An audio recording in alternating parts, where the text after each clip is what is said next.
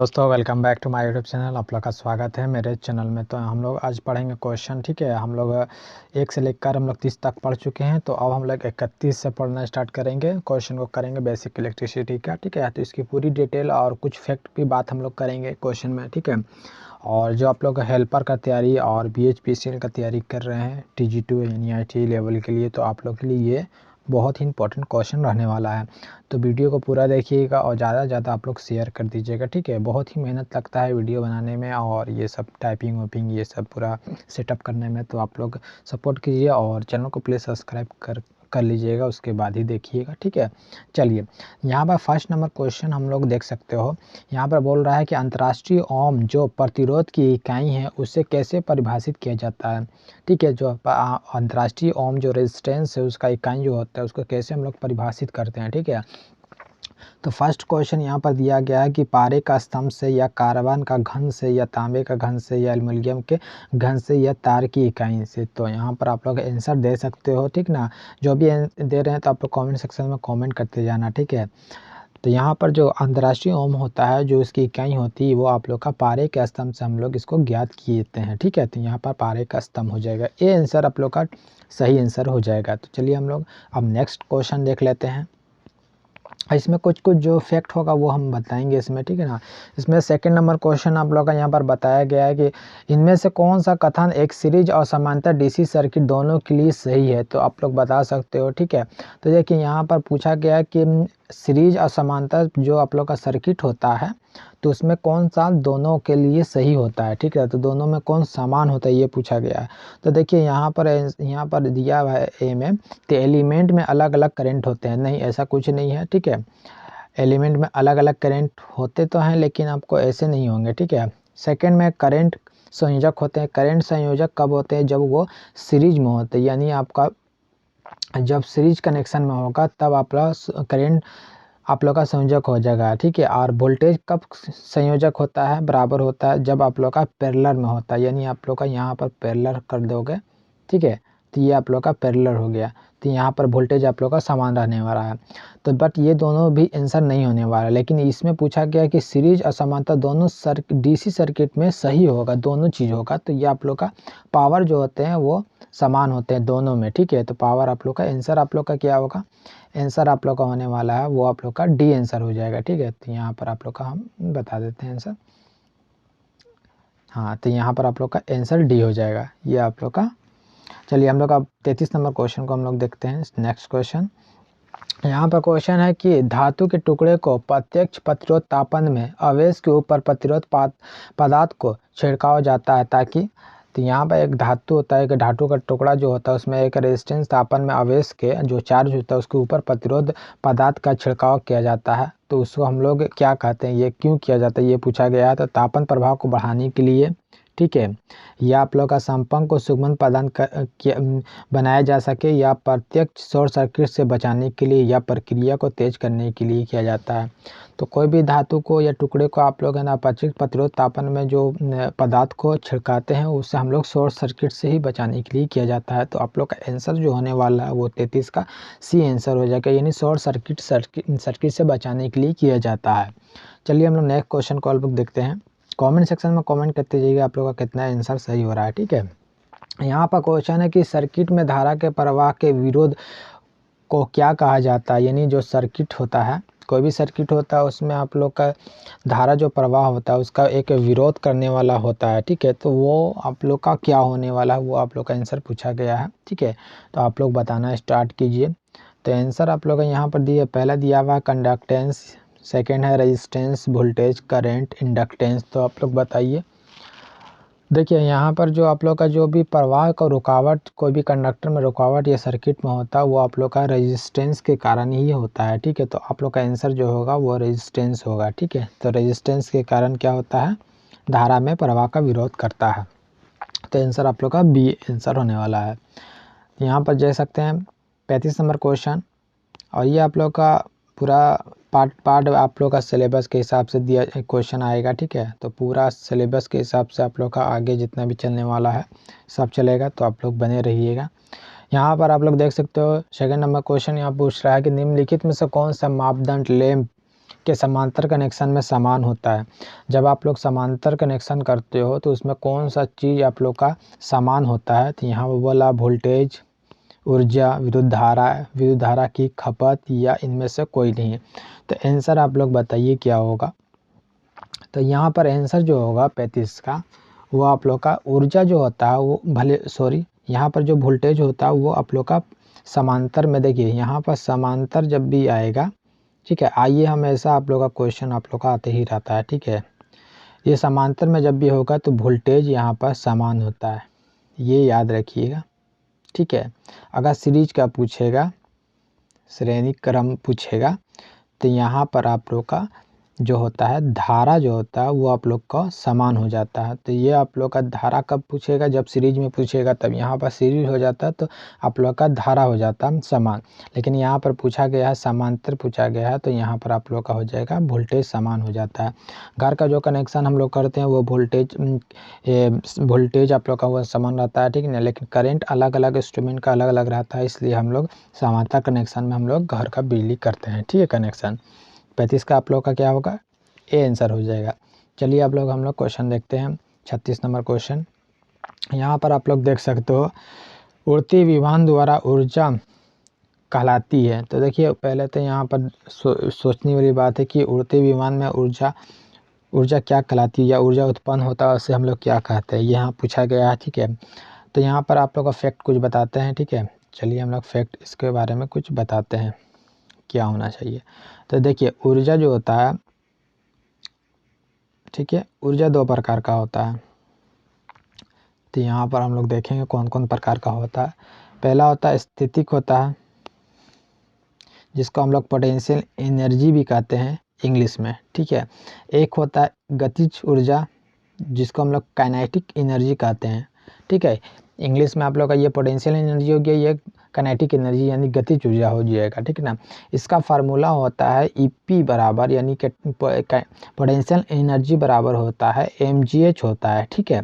और ये आप लोग का गतिज ऊर्जा होता है, तो ई के उसको शॉर्ट में लिखा जाता है, इसका फार्मूला होता है हाफ mv² होता है, ठीक है।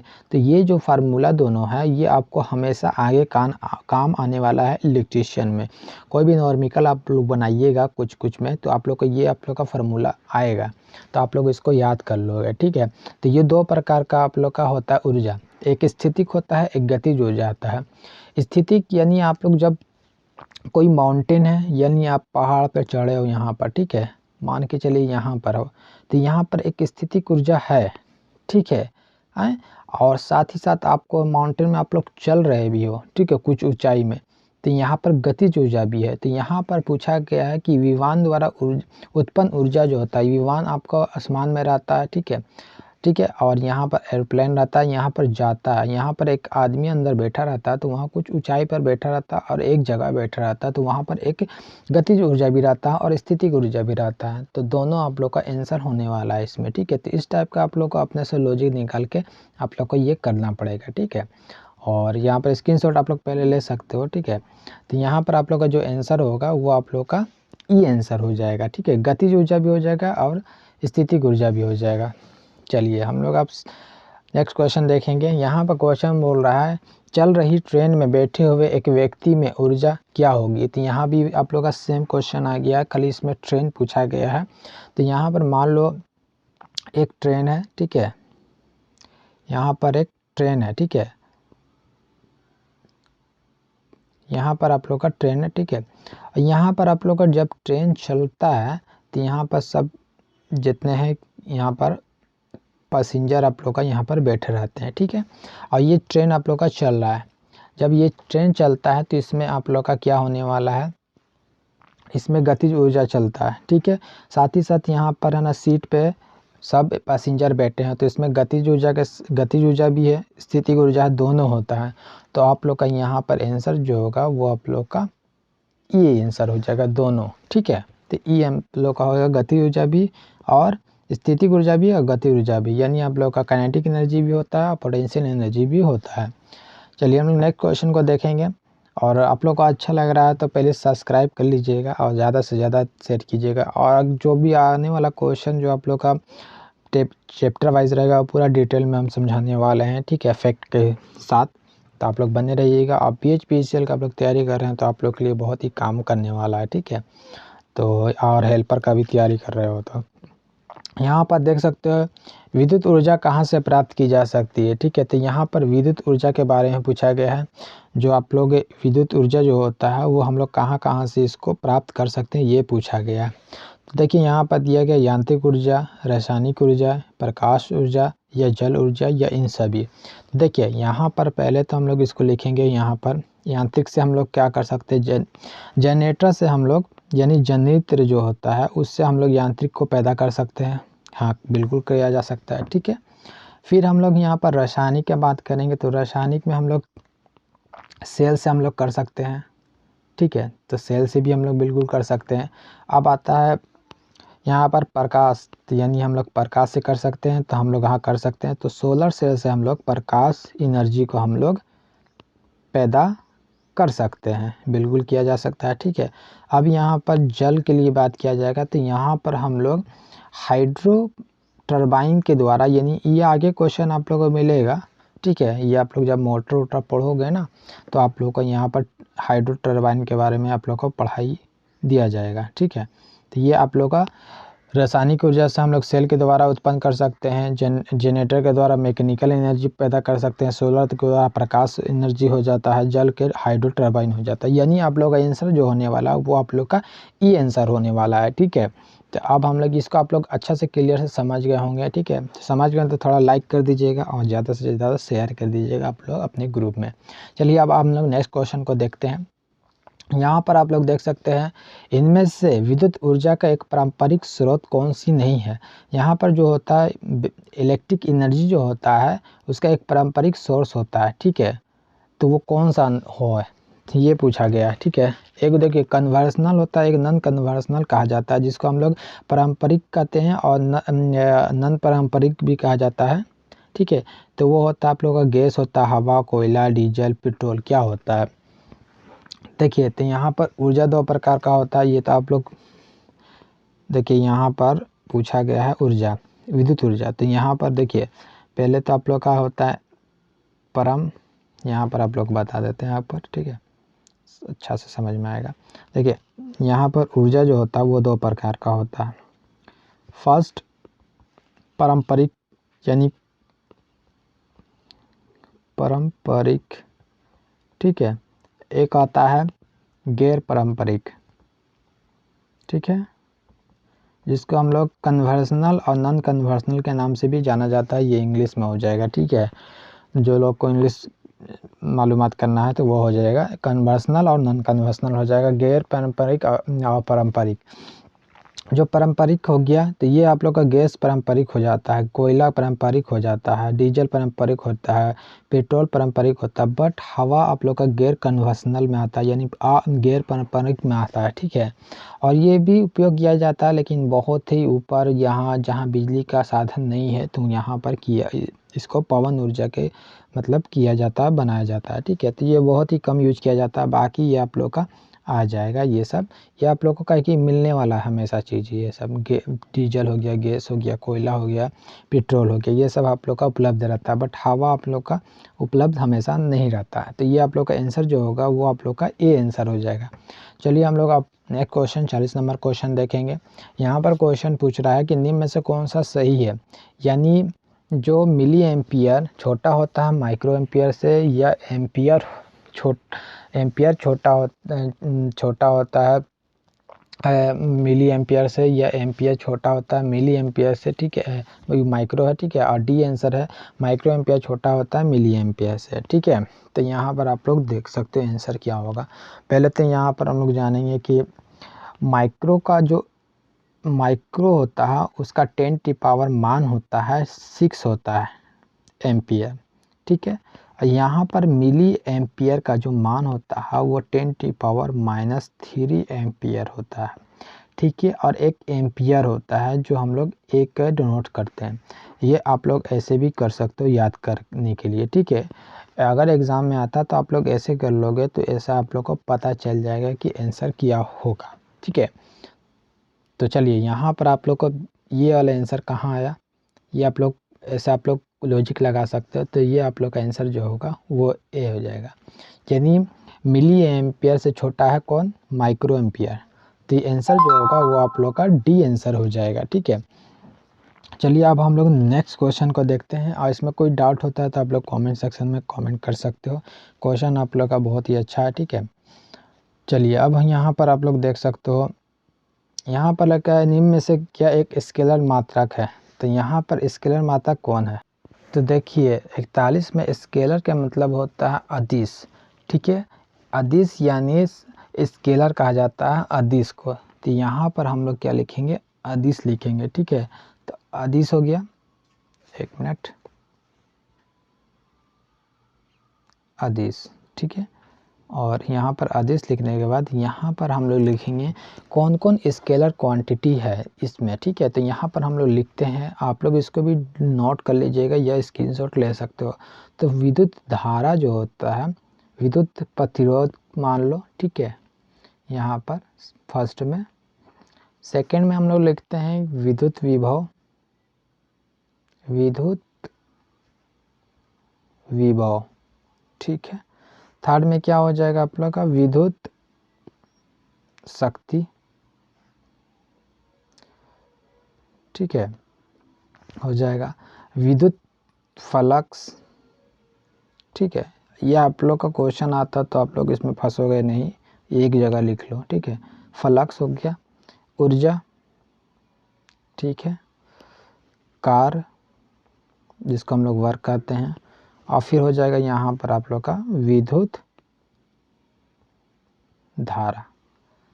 तो ये जितना भी हम ये लिखवाए हैं आपको, ये सब आप लोग का स्केलर क्वांटिटी यानी अदिश राशि आता है। तो आप लोग यहाँ पर ऑप्शन में अब बताओ, तो यहाँ इलेक्ट्रिक फील्ड, तीव्रता, इलेक्ट्रोलैटिक विस्थापन घनत्व, विद्युत विभव, बल, इलेक्ट्रिक करंट। तो यहाँ पर आप लोग का जो आंसर हो जाएगा वो आप लोग का सी और ई दोनों हो जाएगा। ठीक है, इसमें आप लोग का विभव भी आप लोग का होता है स्केलर क्वांटिटी, और इलेक्ट्रिक करंट भी आप लोग का होता है, इलेक्ट्रिक करंट भी आप लोग का होता है स्केलर क्वांटिटी। तो ये आप लोग का ये अदिश राशि हो जाएगा। ठीक ना, और इसमें अदिश राशि में और भी होता है आप लोग का, उसमें मूल मात्रक भी हम लोग इसको कहते हैं। ठीक ना, जिसमें आप लोग का मूल मात्रक 7 होता है, 7 जो होते हैं वो मूल मात्रक होता है, ऐसे आपको हम बता देते हैं। ठीक है, ये आप लोग को काम देने ही वाला है। मूल मात्रक जो होती है वो 7 मूल मात्रक होते हैं। ठीक है, कौन कौन होते हैं ये भी मैं बता देता हूँ। देखिए, द्रव्यमान होते हैं, लंबाई होते हैं, समय होते हैं, तापमान होते हैं, विद्युत धारा होते हैं, ज्योति तीव्रता होते हैं, और पदार्थ की जो मात्रा होती है वो आप लोग का, ये सातों आप लोग का मूल मात्रक होता है। ठीक है, तो ये आप लोग को याद रखना होगा। ठीक है, तो ये आप लोग का याद रखिएगा तो आप लोग आराम से मार सकते हो। मूल मात्रक का क्वेश्चन भी आता है तो आप लोग इसको याद कर लोगे, और ये आप लोग का इम्पोर्टेंट है। ठीक, इसमें आप लोग अगर याद कर लो तो आप लोग आराम से मान लोगे। ये जितने भी हैं ये आप लोग का वेक्टर क्वांटिटी है, जिसको हम लोग सदिश राशि कहते हैं। ठीक है, तो आप लोग इसको समझ गए होंगे। अब हम लोग नेक्स्ट क्वेश्चन पर हम लोग चलते हैं। चलिए यहाँ पर आप लोग 42 नंबर क्वेश्चन को हम लोग देख लेते हैं। यहाँ पर पूछ रहा है कि इनमें से क्या बिजली का चालन कर सकता है, यानी जो बिजली यानी बिजली को हम लोग इसमें प्रवाह कर सकते हैं, ये पूछा गया। पानी में किया जा सकता है, या ट्री लैंप में, या मशीन मानव शरीर में, या कॉपर में, या इन सभी में। देखिए, जब आप बिजली का तार को आप लोग पानी में डालोगे तो झटका तो महसूस होता है। ठीक है, बहुत करंट बहने लगता है। ट्री लैंप भी होता है उसी प्रकार का, लंबा सा होता है, उसमें भी आप लोग का बहता है। मानव शरीर में आप लोग दीजिएगा तो इंसान भी मर जाएगा। कॉपर में बहता ही है, ये तो आपको पता ही, अच्छा कंडक्टर रहता है।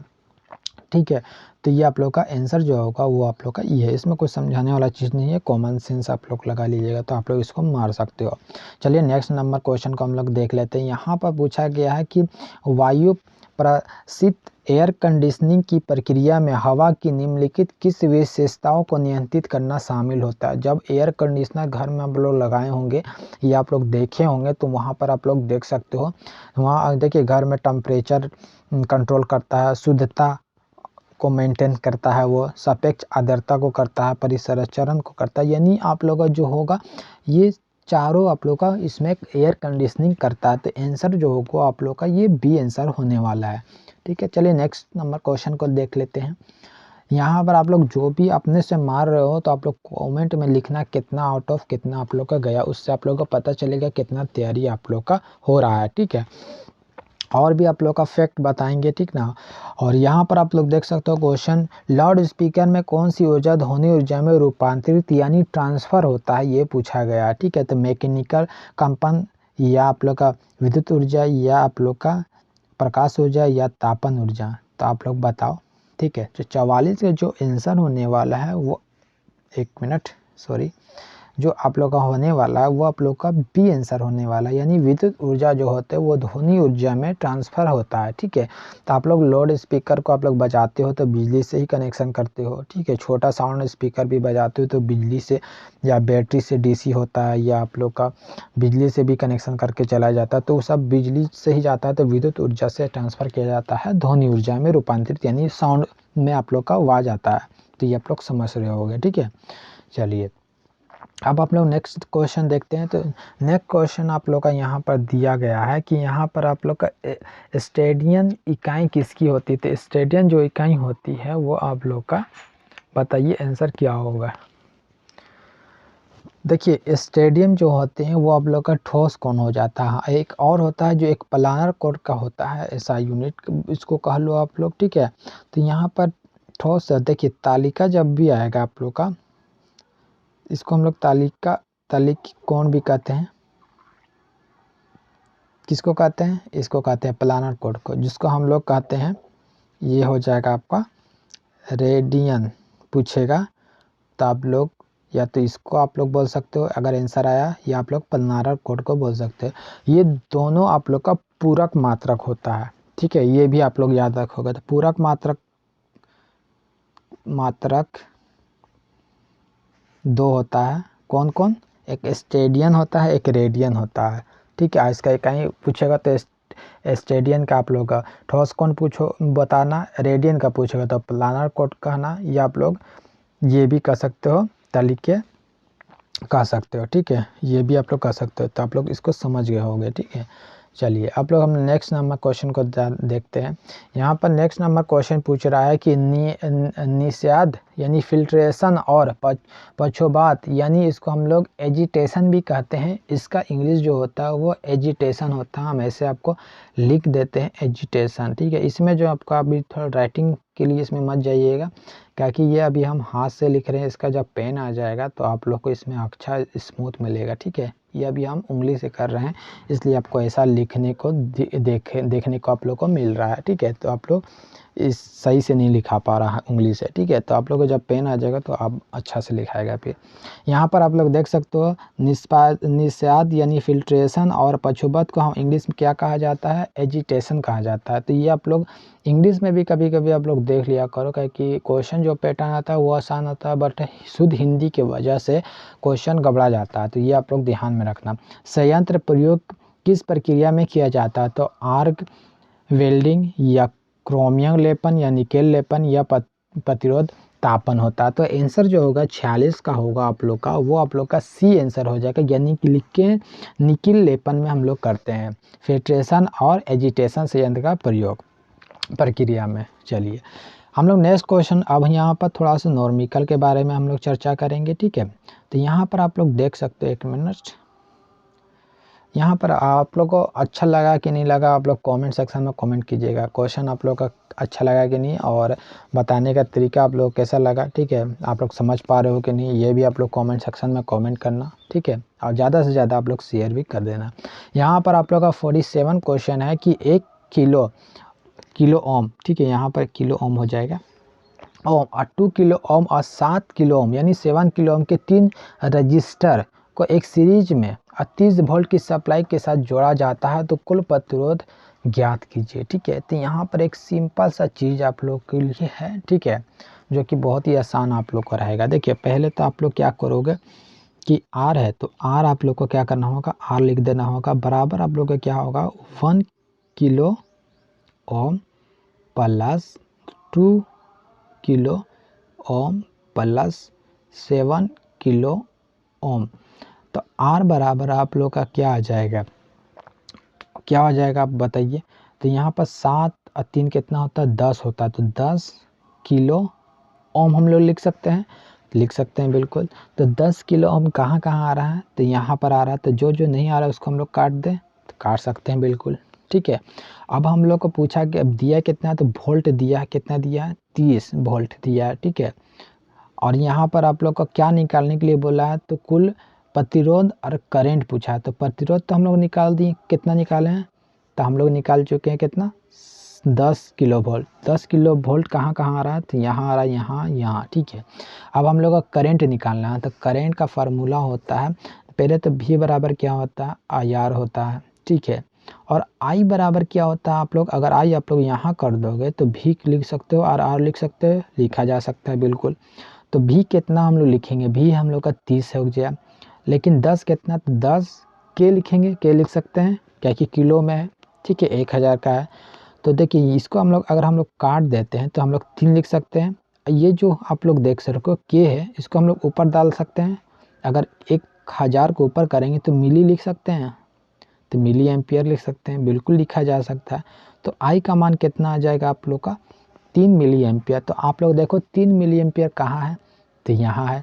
10 किलो ओम कहाँ, यहाँ है। तो आंसर क्या हो जाएगा आप लोग का, सी आंसर हो जाएगा। तो आप लोग इसको बारीक से समझ गए होंगे। क्वेश्चन आप लोग जो भी पढ़ो तो उसको देख कर पढ़ो क्या मांग रहा है, ठीक है, क्या निकालने के लिए बोल रहा है, आराम से आप लोग का निकल जाएगा। चलिए अब नेक्स्ट क्वेश्चन को हम लोग देख लेते हैं। 48 क्वेश्चन। और फार्मूला हमेशा याद रखिए, फार्मूला अगर आप लोग याद कर लेते हो ना, तो आधा तो क्वेश्चन आप लोग का ऐसे ही बन जाएगा, थ्योरी भी बन जाएगा आप लोग का। इससे क्या बोल होता है फार्मूला से आप लोग का थ्योरी भी बन जाएगा। तो आप लोग हमेशा फार्मूला को याद रखो। यहाँ पर क्वेश्चन पूछा गया है, तो 3 सेकेंड में किसी तार से होकर 30 कूलाम का आवेश प्रभावित होता है, तो तार में धारा क्या हो जाएगा। एक फार्मूला होता है यहाँ भी, इस फार्मूला को हम लोग देखेंगे पहले, ठीक है। देखो यहाँ पर होता है Q बराबर होता है एक IT होता है। Q क्या होता है, कूलाम होता है, ठीक है। I क्या होता है, करंट होता है। T क्या होता है, T समय होता है। ये आप लोग को पता हो गया, ठीक है, बिल्कुल सही है। देखिए अब हम लोग क्या करेंगे, यहाँ पर से क्या दिया है, 3 सेकेंड, 3 सेकेंड दिया है, तो क्या दिया है, टी दिया है। तो टी कितना दिया, 3 सेकेंड दिया है, ये लिख सकते हैं हम लोग, बिल्कुल लिखा जा सकता है। 30 कूलाम दिया, तो कूलाम हम बताएं ये हो गया, कूलाम लिखा जा सकता है। तो क्यू कितना लिखेंगे हम, 30 कूलाम लिखेंगे, बिल्कुल लिखा जा सकता है, हाँ बिल्कुल लिखा जा सकता है। ऐसे ही आप लोगों को बनाना है, ठीक है, आराम से आप लोग बना सकते हो। हम लोग को निकालना क्या है, आई निकालना है। तो अगर हम लोग आई यहाँ लिखेंगे, हम आई को आयास को हम लोग क्यों यहाँ लिख देते हैं, और टी, तो ये एक फार्मूला बन गया, बिल्कुल बन गया। तो अब हम लोग इस फार्मूला के हिसाब से बनाएंगे तो क्या आएगा, तो देखिए यहाँ पर हम लोग करेंगे क्या, यहाँ पर हम लोग देख लेते हैं। तो आई बराबर हम लोग क्यू कितना है, क्यू यहाँ 30 दिया है, 30 लिख सकते हैं, बिल्कुल लिखा जा सकता है। तो यहाँ पर आप लोग का टी यहाँ पर आया, तो टी हम लोग कितना है, 3 सेकेंड है, तो 3 लिख देते हैं। अगर हम लोग इसको काटोगे तो कितना आ जाएगा आप लोग का, 10 आ जाएगा क्या, बिल्कुल आ जाएगा। तो आप लोग का आंसर जो होगा वो आप लोग का क्या होगा, बी आंसर हो जाएगा 48 का, 10 आ जाएगा आप लोग का आंसर, जो कि आप लोग का बहुत ही आराम से आप लोग बना सकते हो। 10 एम्पियर है। इसी प्रकार आप लोग का क्वेश्चन और भी इसी रिपीटेड क्वेश्चन आता है यूपीपीसीएल में, बीएचपीसीएल में, हेल्पर टेक्निकल में, भेल का, या एनटीपीसी आईटीआई पर आता है, बहुत सारा सेल का आया वैकेंसी, ठीक है, डीएमआरसी, एनएमआरसी, ऑर्डिनेंस फैक्ट्री, जितना भी कॉम्पिटिटिव एग्ज़ाम होता है, जो आ चुका है, जो आने वाला है, जो आ रहा है, सब रिपीटेड क्वेश्चन आता है। अगर आप पूरा फुल्ली पढ़ लेते हो, लेकिन आप लोग का कॉन्सेप्ट अच्छा होना चाहिए, ऐसा नहीं कि खाली क्वेश्चन से ही हो जाएगा। अगर आप लोग थ्योरी भी अच्छा से किए हो, अच्छा से पढ़े हो, तो आप लोग क्वेश्चन करते रहो, बहुत अच्छा हो जाएगा आप लोगों का। क्वेश्चन जितना करोगे उतना क्लियरिटी आप लोग का अच्छा होते जाएगा, ठीक है। तो ये आप लोग ध्यान में रखिएगा। चलिए अब हम लोग 49 नंबर क्वेश्चन करते हैं। प्लाईवुड उद्योग के लिए तापन की उपयुक्त पद्धति क्या है, पद्धति है। तो प्रत्यक्ष प्रतिरोध, अप्रत्यक्ष प्रतिरोध तापन, या प्राविधिक तापन, या आप लोग का प्रेरण तापन।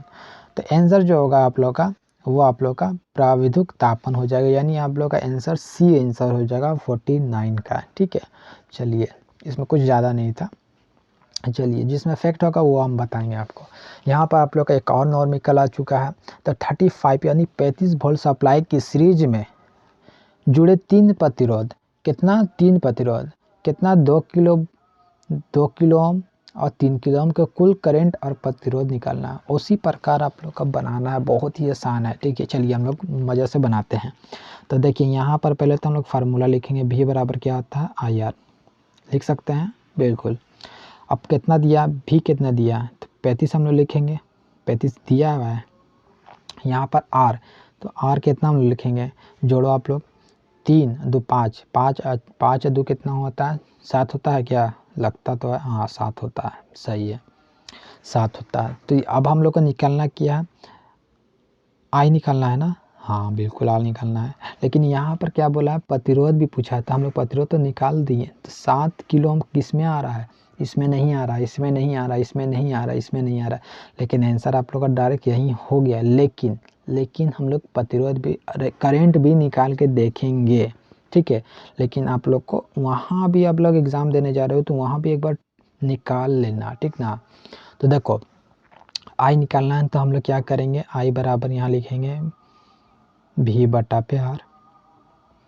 तो V कितना है 35, 7 किलो लिखेंगे, तो आई बराबर हो जाएगा 5 मिली एम्पियर, काटोगे तो ठीक है, किलो ऊपर चल जाएगा तो मिली एम्पियर हो जाता है, ये आप लोग याद रखना। तो आंसर आप लोग का आ गया। सिंपल से आप लोग का ऐसे ही आप लोग को बनाता रहना है। ठीक है, प्रैक्टिस करते रहो, दिन भर सालों को प्रैक्टिस एकदम पूरा करते रहना हम लोग का। ठीक है, तो आप लोग का आराम से आ जाएगा। चलिए अब हम नेक्स्ट क्वेश्चन को करेंगे। यहाँ पर आप लोग देख सकते हो 200 हर्ट्ज की आवृत्ति के लिए समय अवधि कितनी होगी। 200 हर्ट्ज के लिए आवृत्ति के लिए समय अवधि यानी आप लोग का टाइम निकालना है। तो एक फार्मूला होता है, F बराबर 1/T होता है, या T बराबर 1/F होता है। ये पूछेगा अगर F निकालने के लिए तो आपको ये फार्मूला लगेगा, T पूछेगा यानी टाइम निकालने के लिए तो ये फार्मूला लगेगा। पूछा क्या है, हर्ट्ज दिया है, निकालना क्या है हम लोग का टी, तो कौन फार्मूला लगेगा, ये फार्मूला लगेगा। तो टी हम लोग लिखेंगे 1 लिखेंगे और 200 लिख देंगे। काटोगे तो कितना आएगा, आप लोग काटो, तो काटोगे जब तो 51 में आप लोग का सी आ जाएगा। ठीक है, काट लेना, आप लोग को पता चल जाएगा 51 का। ठीक है, तो आप लोग का 0.00055 सेकेंड आ जाएगा, आप लोग काट लेना। ठीक है, चलिए अब हम लोग देखेंगे नेक्स्ट क्वेश्चन बोल रहा है 50 कूलम्ब आवेश 5 सेकंड की अवधि तक कंडक्टर में प्रवाहित होने पर धारा का मान क्या हो जाएगा। सिंपल है, देखिए यहाँ पर आप लोग का पूछा गया है, तो Q बराबर हम बोले हैं क्या, Q बराबर IT होता है कि नहीं, बिल्कुल होता है। तो Q कितना दिया, 50 कूलम्ब। ठीक है, I कितना दिया आपके पास, 5 सेकेंड दिया है ना। और यहाँ पर आप लोग को निकालना क्या है, टी निकालना है ना, सॉरी यहाँ पर आप लोग को टी दिया, आप लोग का समय दिया है 5 सेकेंड। ठीक है, निकालना हम लोग का आई निकालना है। तो आई निकालने के लिए फार्मूला क्या होगा आप लोग का, क्यू बराबर आई टी होता है। तो आई निकालोगे तो क्यू बटा पे टी हम लोग कर सकते हैं, बिल्कुल किया जा सकता है। ठीक है, 1 मिनट, हाँ तो यहाँ पर किया जा सकता है। तो आई बराबर हम लोग क्या करेंगे, 1 मिनट, ये आई है। ठीक है, तो यहाँ पर हम लोग लिखेंगे 50/5, इसको काटा होगा तो कितना आ जाएगा आप लोग का, 10 आएगा क्या, एकदम बिल्कुल आएगा। तो 10 एम्पियर आप लोग का आंसर हो जाएगा, 52 का बी आंसर हो जाएगा। आप लोग ऐसे लॉजिक निकाल के आप लोग का आराम से कर लेना। एक बार करोगे तो कुछ समय लगेगा, दोबारा करोगे तो कुछ समय लगेगा, तिबारा चौथा बार 6 बार करोगे तो एकदम आप लोग का रिपीटेड हो जाएगा, आप लोग चुटकी से बना दोगे। ठीक है, तो ऐसे ही आप लोग को नॉर्मिकल बनाना है। चलिए अब हम लोग नेक्स्ट क्वेश्चन को देखेंगे। यहाँ पर आप लोग देख सकते हो 53 का वाइंडिंग के वोल्टेज की। ठीक है, 1 मिनट, हाँ यहाँ पर आप लोग देख सकते हो क्वेश्चन है यहाँ पर कि 1 मिनट, यहाँ पर आपको मिटा देते हैं। ठीक है, चलिए यहाँ पर वाइंडिंग के वोल्टेज की गणना करें जिसमें 160 की 160 की बाधा मतलब आप लोग का क्या होता है, रेजिस्टेंस होता है। ये तो आप लोग को पता है ना, कोई भी चीज़ में अगर हम लोग बाधा डालते हैं तो इसको हम लोग रेजिस्टेंस कहते हैं। तो ओम हो गया मान के चलो, ठीक है। वाइंडिंग के वोल्टेज की गणना करना है, यहाँ पर ही बता दिया गया कि भी आप लोग को निकालना है। यहाँ पर रेजिस्टेंस आप लोग का दिया है कितना, 160 दे दिया है। धारा कितना दिया है, तो धारा आप लोग का दिया है 4 एम्पियर दे दिया गया है।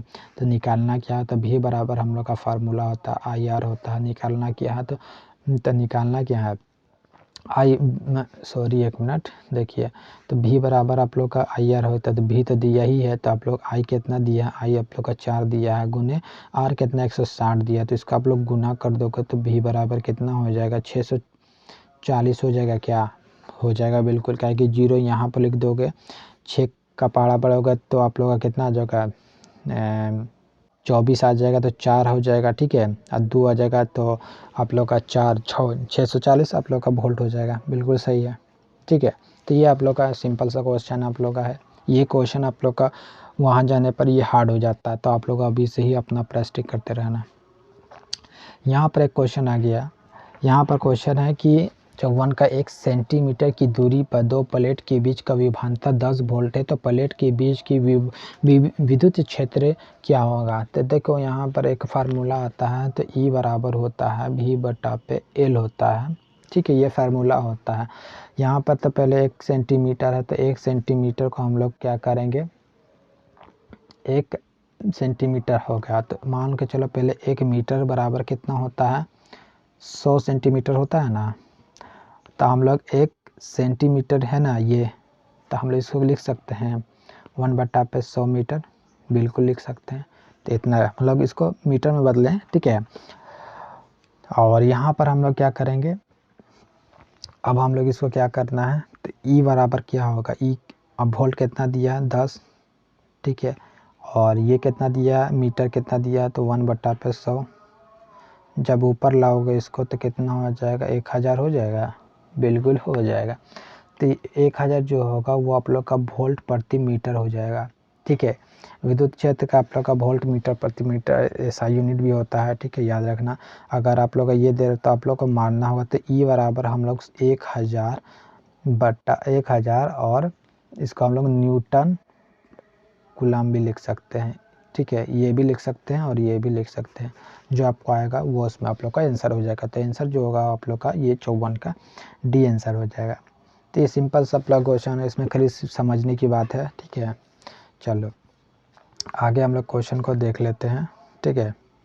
तो यहाँ पर आप लोग देख सकते हो, अगर किसी कंडक्टर में 40 ओम 4 सेकंड ज़्यादा समय तक प्रभावित होता है तो करंट का मान होगा, क्या होगा करंट का मान, ये पूछा गया। बहुत ही आसान है, उस जो क्वेश्चन करवाए थे पहले 2 क्वेश्चन करवा चुके हैं, ये तीसरा क्वेश्चन आप लोग का है। तो पहले तो देखो Q लिखो, Q बराबर IT लिखो, उसके बाद आप लोग मान पुट करो अपने से। Q बराबर कितना दिया है, 40 कूलम चार्ज दिया है, और आप लोग का समय यानी T कितना दिया है, 4 सेकंड। निकालना क्या हम लोग का, I निकालना है। तो I बराबर क्या होता है, Q/T होता है, हाँ बिल्कुल होता है। Q कितना दिया है, 40 दिया है, और T कितना 4 सेकंड दिया, तो काटोगे तो कितना आएगा, 10 आएगा। उसी प्रकार आप लोग का है, ठीक है। 10 आंसर आ गया, 10 एम्पियर, यानी आप लोग का B आंसर सही हो गया। बस आप लोग का वीडियो अच्छा लगा तो बताइएगा जरूर, ठीक है। और इसमें आप लोग का 56 ये लास्ट क्वेश्चन आप लोग का बेसिक इलेक्ट्रिसिटी का, प्रारंभिक विद्युत का आप लोग का है। नेक्स्ट आप लोग का अगला वीडियो आप लोग का नया लाएंगे, ठीक है। तो यहाँ पर आप लोग देख सकते हो, 3 सेकंड में किसी भी तार से होकर 30 कूलम का आवेश प्रभावित होता है, तो तार में प्रवाहित धारा क्या हो जाएगा।